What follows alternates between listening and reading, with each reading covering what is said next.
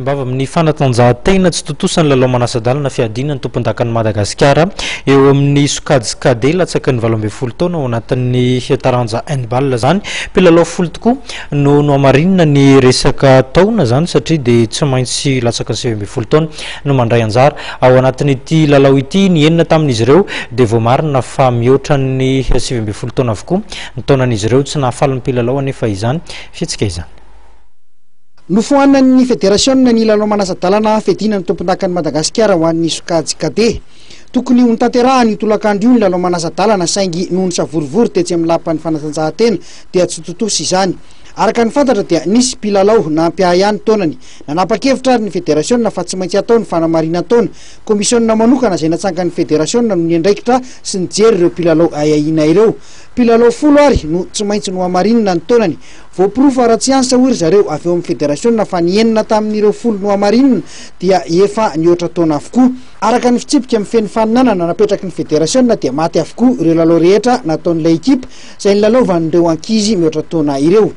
Ekipa efatra no voakasika ity ala-taona ity dia ny ASS avy an'ny Toliara, ny SBCI News, ny Elita avy eto Analamanga ary ny ACF avy an'ny Farafangana. Tsy faly noho izany ireo klipa efatra ireo izay naneho ny fitarainany. Ny olona menjady zany en tant que technicien zay tsy nitera-batana,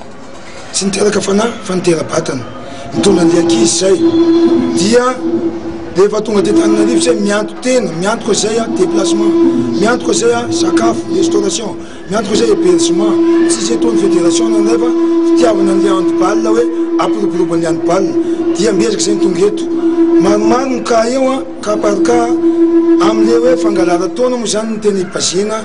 amin'ny ankapobeny. Nefa misy ihany koa ny eo amin'ny famongorana n'ireny licence tany aloha tany hoe tia ny lalao taty, tia ny lalao taty fa ny ankapobeny zany le testa tsy fantatra zay valiny marina zay tsy manarika ny efa nanao testa tamin'ny taona, nanao testa tamin'ny penina noentina natao visite somatique nefa tsy fantatra hoe manahoana ny valiny. Tamin'ity indray nangataka zay tao amin'ny séance de travail hoe alohan'ny hanomboka match atao daholo ny visite somatique ary atao daholo ny rehetrarehetra. Zay zany ny atao hoe visite somatique. Mandeha indray le match tsy natao zay nalefa le match any amin'ny 7e journée vao misy le visite somatique. Efa hita hoe manahoana amin'ny performance ny l'équipe ka zay tompoko ny tsy ekenay satria efa lany hery le équipe lany vola nefa de saksoniana fotsiny zao amin'ny zavatra kely le herim-pony le ray aman-dreny ankizy avy any amin'ny faritra mampalelo anay zany tompoko fa tokony mba izy fanankarozan-kevitra fampandiniana miaraka fa sy ny commission fotsiny manao teny midina fa mba mivory ny rehetrarehetra satria zay koa mba manana ahihina amin'ny ekipa sasany nefa tsy mba mivoaka le hevitray mba misy ahihina koa ny amin'ny ekipe fa maninona ny tsy mba avoaka fa zay ahihina zareo ihany no avoaka dikan'izany amiko karazana élimination any le ekipa fory ihany ka mba mangataka izahay zany mba izy fiandrambe eo daholo ny dirigeant ny technicien isaky ny faritra rehetrarehetra zay misy ligue ny handball eto Madagasikara satria fampandrosoana ny handball no tao hevitry ny maro mataka-davitra samy tonga eto samy mitondra ny azy raha tsy misy ange zahay any amin'ny faritra tsy misy le sectionko ligue tsy misy ny fédération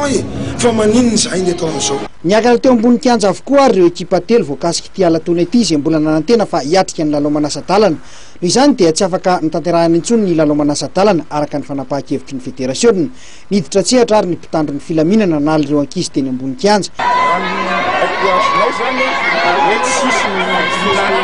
Tsisy match zany tsisy match tsisy finale cadet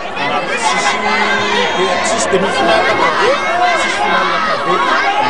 tsisy hafa zany zany misy personne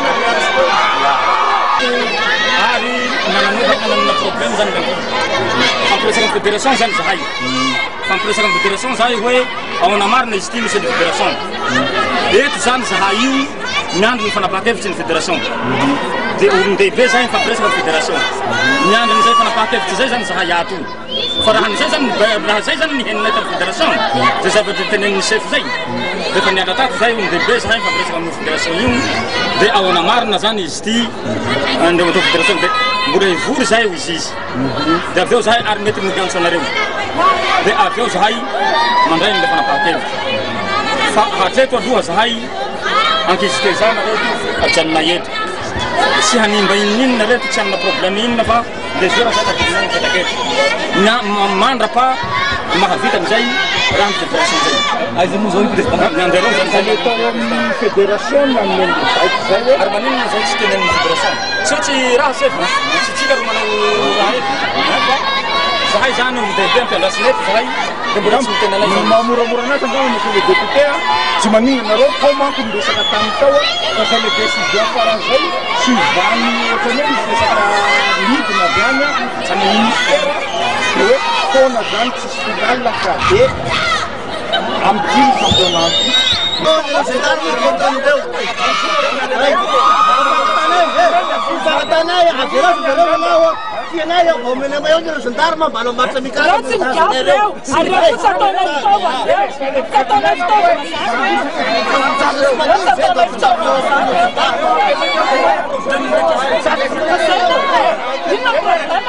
irotsaka ihany koa ireo solombavam-bahoaka avy any atsimo antsinanana sy atsimo andrevana niary ireo mpilalao ny fahitako azy zany aloha mikasika resaka fanatanjahantena